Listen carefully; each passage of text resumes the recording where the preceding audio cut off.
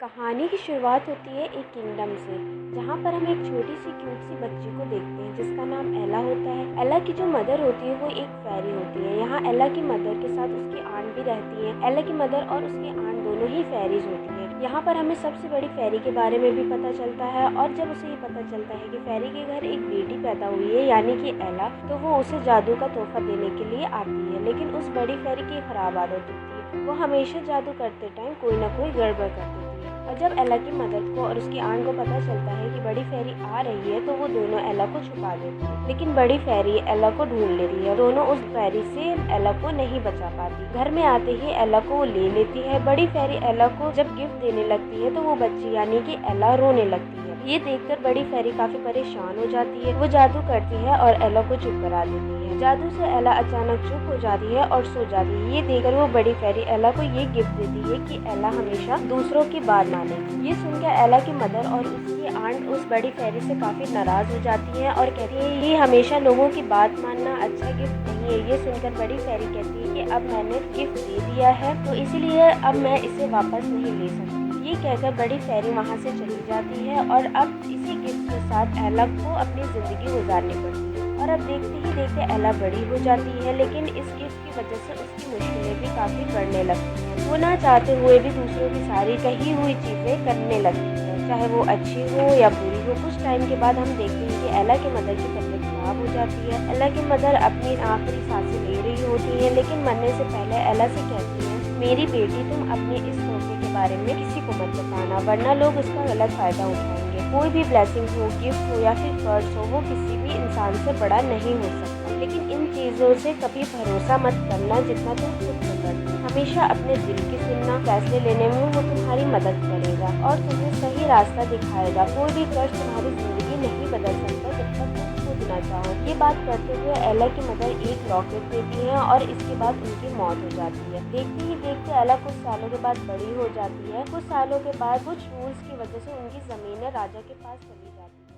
एला की जो सौतेली बहनें होती हैं वो भी हर टाइम एला को परेशान करती रहती हैं। एला की बहन गुस्से में कहती है कि मुझे तुम्हारा ये नेकलेस बहुत पसंद है, मैं इसे लेना चाहती हूँ। ना चाहते हुए भी उस गिफ्ट की वजह से एला को अपना नेकलेस उन्हें देना पड़ता है। और तो और वो कहती है हमें तुम्हारा रूम भी बहुत पसंद है, मैं इसे भी लेना चाहती हूँ। और इस बार भी एला ऐसा ही कर। कुछ दिन के बाद एला के फादर काम के सिलसिले में कहीं बाहर चले जाते। अब यहाँ से सीन शिफ्ट होके जाता है इस किंगडम के प्रिंस पर, जो कि अपने अंकल के साथ पे कहीं जा रहा होता है। असल में प्रिंस के पेरेंट यानी कि किंग और क्वीन की काफी टाइम पहले मौत हो जाती है। तब से के बाद प्रिंस के अंकल ही पूरे किंगडम को संभाल रहे होते हैं। लेकिन वो एक अच्छा राजा नहीं था, क्योंकि वो काफी बेईमान था। वो लोगों की जमीनों पर कब्जा किया कर लेता था। वो जमीनों के जरिए पैसा कमाया करता था। लेकिन इस बारे में प्रिंस को कुछ भी पता नहीं था और बहुत जल्द भी प्रिंस भी किंग बनने वाला था। एक दिन एला अपने दोस्त के साथ मार्केट आई हुई होती है और यहीं पर प्रिंस भी आया होता है। प्रिंस को इस शहर की सारी लड़कियां काफी पसंद करती थी। वो लोग जैसे प्रिंस के लिए पागल। और यहाँ प्रिंस को देखने के लिए एला की सौतेली बहनें भी आई हुई होती हैं। लेकिन जो एला थी वो इन सारी लड़कियों जैसी बिल्कुल भी नहीं थी और इनकी जमीनें जाने की वजह से वो प्रिंस पे काफी गुस्सा है। इसी वजह से एला और उसकी दोस्त प्रिंस के खिलाफ काफी नारे लगा रही होती हैं। और जब ये प्रिंस देखता है तो उसे बुरा नहीं लगता, बल्कि वो एला को देखते ही उसे पसंद करने लगता है, उसकी तरफ अट्रैक्ट होने लगता है। वो देखता है कि इस भीड़ में ये पहली ऐसी लड़की है जो पागलों की तरह मेरे पीछे नहीं लगी है। जब एला की सौतेली बहनें ये देखती हैं तो वो काफ़ी गुस्सा करने लगती हैं और उसे घर जाने को कहती हैं। और अब एला को उसकी बात माननी पड़ती है, इसलिए वो अपने घर की तरफ जाने लगती है। अब स्पीच खत्म होने के बाद प्रिंस भी अपने घर जाने लगता है, लेकिन सारी लड़कियां जो उसके पीछे पागल हैं स्टेज को तोड़कर प्रिंस के पीछे जाने लगती हैं। लड़कियों को अपनी तरफ आता देख प्रिंस वहां से भाग जाता है जंगलों की तरफ, जबकि सारी लड़कियां अभी भी उसका पीछा कर रही होती हैं। अब एला भी उसी जंगलों से जा रही होती है, लेकिन जाते जाते प्रिंस गलती से एला से टकरा जाता है। इससे पहले कि एला शोर मचाती, प्रिंस उसके मुंह पे हाथ रख देता है और वो दोनों एक जगह छुप जाते हैं, जिसके बाद लड़कियों का वो ग्रुप दूसरी साइड चला जाता है। अब इसी वजह से एला को काफी गुस्सा आ जाता है, वो वहाँ से जाने लगती है। लेकिन प्रिंस को ये बात बिल्कुल पता नहीं होती कि एला आखिर इतनी गुस्सा क्यों है। प्रिंस बार बार एला से पूछने की कोशिश करता है कि एला ऐसी क्या बात है, मुझे बताओ तो सही, तुम इतनी आखिर नाराज क्यों हो। लेकिन एला उसकी किसी भी बात का जवाब नहीं देती है और उसे इग्नोर कर देती है।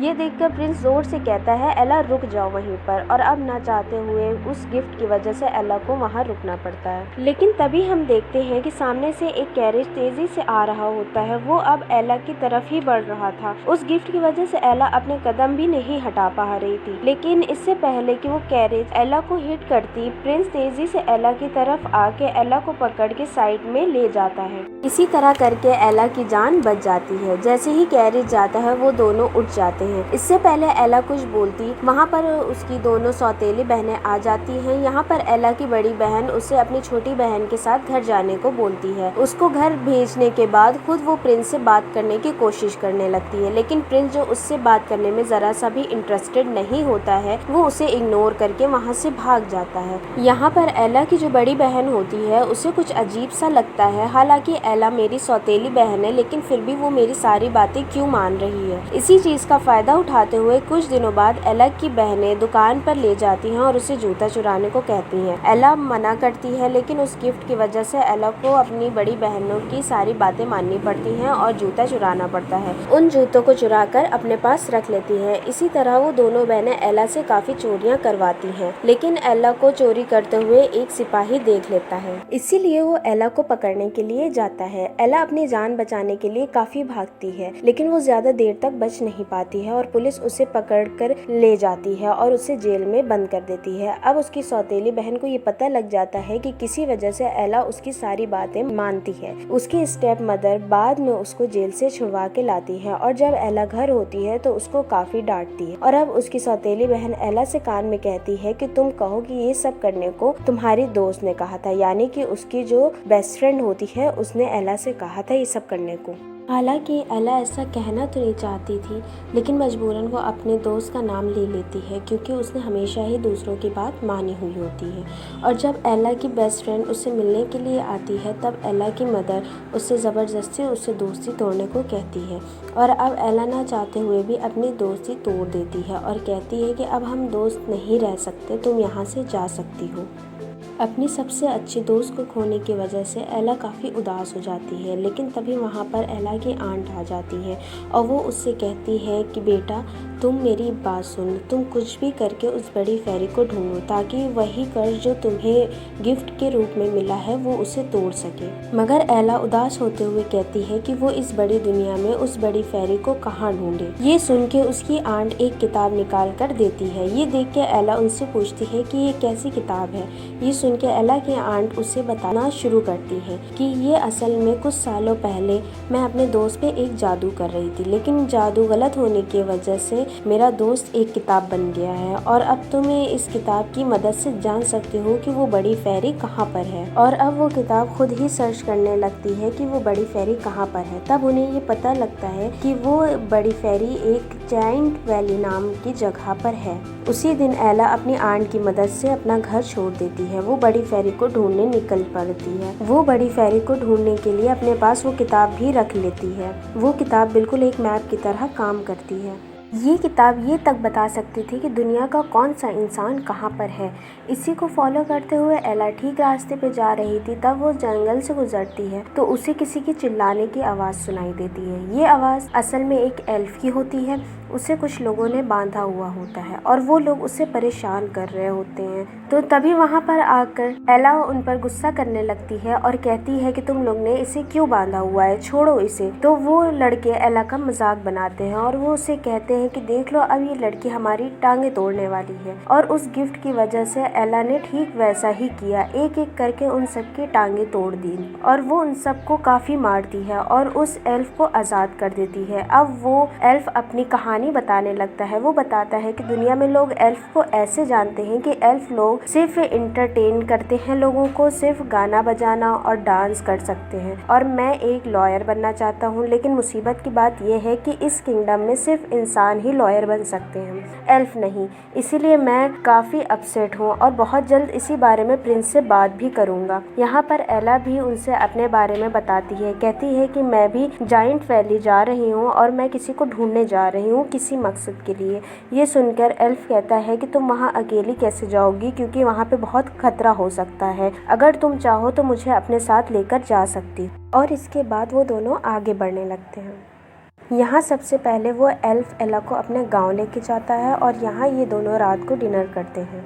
इसके बाद हम उधर किंगडम का सीन देखते हैं। यहाँ प्रिंस बहुत जल्द राजा बनने वाले थे, इसलिए उनकी ताजपोशी का इनविटेशन पूरे शहर में दिया जा रहा है और उसी दिन प्रिंस की शादी भी होने वाली है, जिसमें कि वो पूरे शहर में से एक लड़की को चूज़ करने वाला है। अब एला का घर जो इनविटेशन गया था वो असल में एला के लिए ही था और जब एला की आंट उस कार्ड को देख रही होती हैं तभी वहाँ पर एला की सौतेली मदर आ जाती हैं और वो लेटर को छीन लेती हैं और अपनी दोनों बेटियों को लेकर पार्टी में जाने का फैसला करती हैं। जब रात में एला और एल्फ आराम कर रहे होते हैं तभी वहाँ प्रिंस के सिपाही वहाँ पर आ जाते हैं और बहुत सारे एल्फ को मारकर ज़बरदस्ती पैलेस ले जा रहे होते हैं, क्योंकि बहुत जल्द वहाँ पर पार्टी होने वाली होती है। लेकिन एला और एल्फ एक टाइम पर वहाँ पे छुप जाते हैं। फिर वो सिपाहियों के जाने के बाद वो आगे बढ़ने लगते हैं। जब वो जंगल की ओर बढ़ रहे होते हैं तब उन्हें वहाँ पे कुछ अजीब से लोग दिखते हैं और ये लोग साइज़ में भी काफ़ी बड़े होते हैं। ये लोग एला और एल्फ को पकड़ लेते हैं और उन दोनों को लटका देते हैं। जैसे ही उन दोनों को खाने लगते हैं वहाँ पर प्रिंस और उसके कुछ सिपाही पहुँच जाते हैं।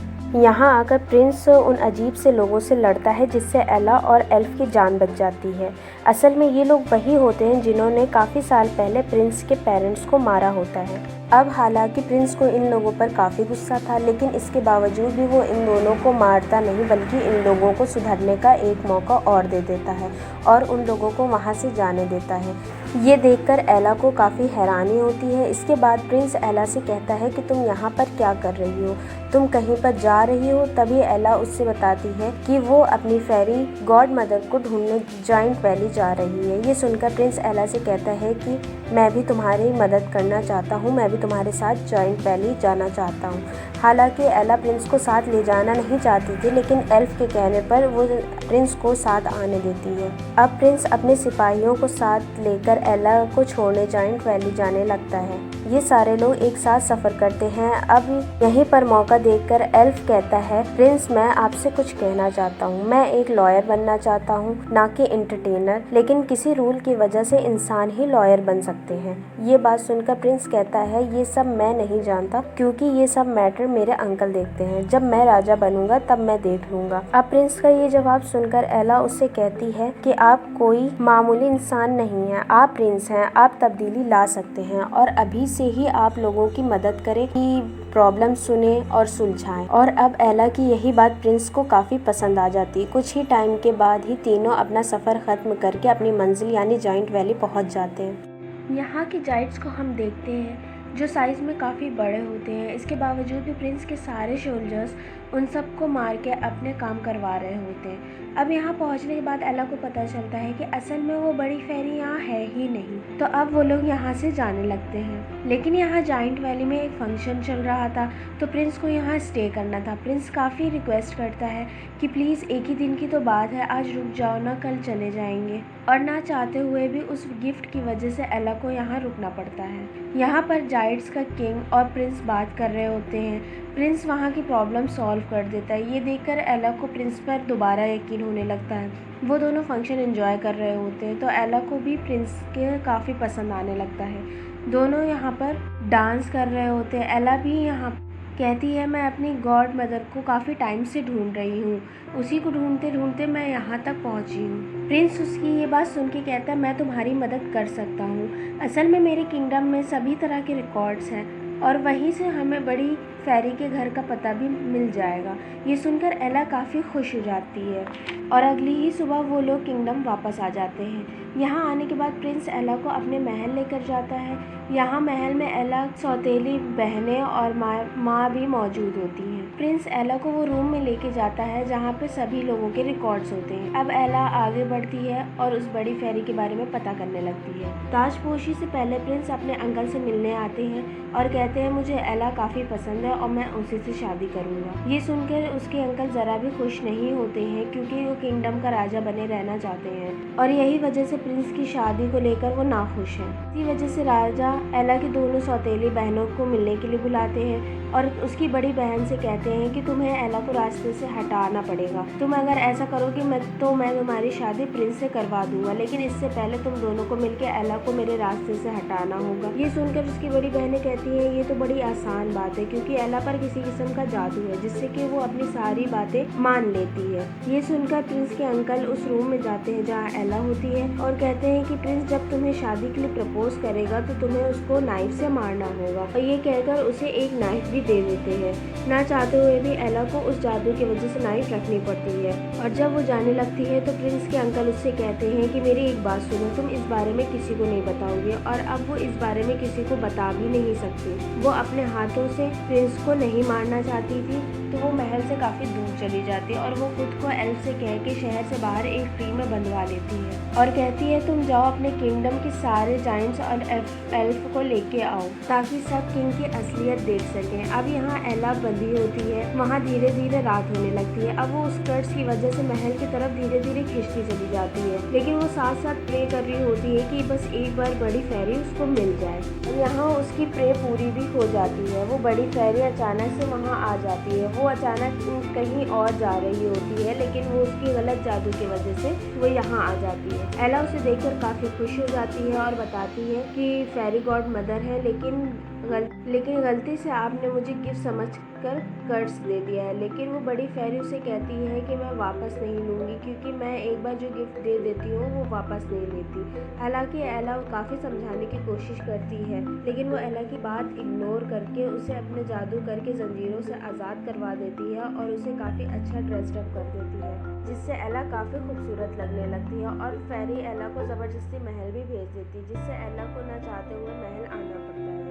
यहाँ एला को अपने सामने देखकर प्रिंस काफ़ी खुश हो जाता है और उसे एक काफ़ी खूबसूरत जगह पे ले जाता है। वो उसे प्रपोज करने ही वाला होता है, लेकिन ऐसे ही प्रिंस एला को शादी के लिए प्रपोज करने वाला होता है। प्रिंस के अंकल के ऑर्डर के मुताबिक एला चाकू निकालती है, लेकिन एला प्रिंस को मारने से खुद को काफ़ी रोकती है।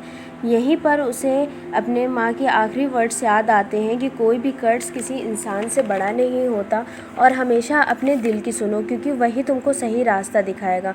और एला उस चाकू को हाथ से छोड़ देती है, लेकिन प्रिंस शीशे की मदद से चाकू देख लेता है, जिससे एला को गलत समझ लेता है और अपने सिपाहियों को बुलाकर एला को बंद करवा देता है।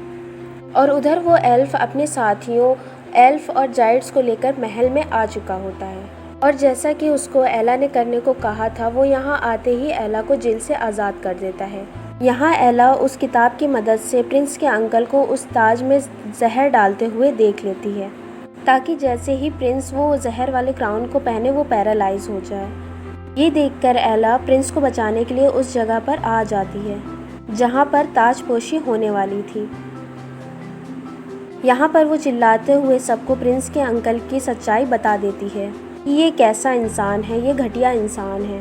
लेकिन जैसे ही प्रिंस के अंकल का सांप प्रिंस को मारने वाला होता है, वैसे ही एला उसे अपने पाँव से मारकर उसे दूर फेंक देती है। ये देखकर प्रिंस के अंकल को काफ़ी गुस्सा आ जाता है और वो अपने ही मुँह से अपनी सारी सच्चाई बता देता है कि मैंने ही सबको मारा है और मैंने ही सबकी ज़मीनों पर कब्जा किया है, क्योंकि मैं खुद ही इस किंगडम का राजा बनना चाहता था। और ऐसा कहते ही वो उस क्राउन को खुद ही पहन लेता है, जिसमें कि उसमें जहर डाला था, जिससे कि वो खुद पैरालाइज हो जाता है और देखते ही देखते उसकी मौत हो जाती है। ये सब कुछ एला की बड़ी बहनें देख रही होती हैं और उसकी बड़ी बहन ये सब देख के एला को ऑर्डर लगाने की कोशिश करती हैं। ये देखकर एला हंसने लगती है और कहने लगती है कि अब ये ऐसा कुछ भी नहीं होगा। अब मैं तुम्हारी बात नहीं मानने वाली, क्योंकि मैंने खुद से ही उस कर्ज को तोड़ दिया है। और नेक्स्ट सीन में हम देखते हैं कि एला और प्रिंस की शादी हो जाती है और उनकी शादी दिखाते हुए ही ये मूवी यहाँ पे एंड हो जाती है। Thank you for watching.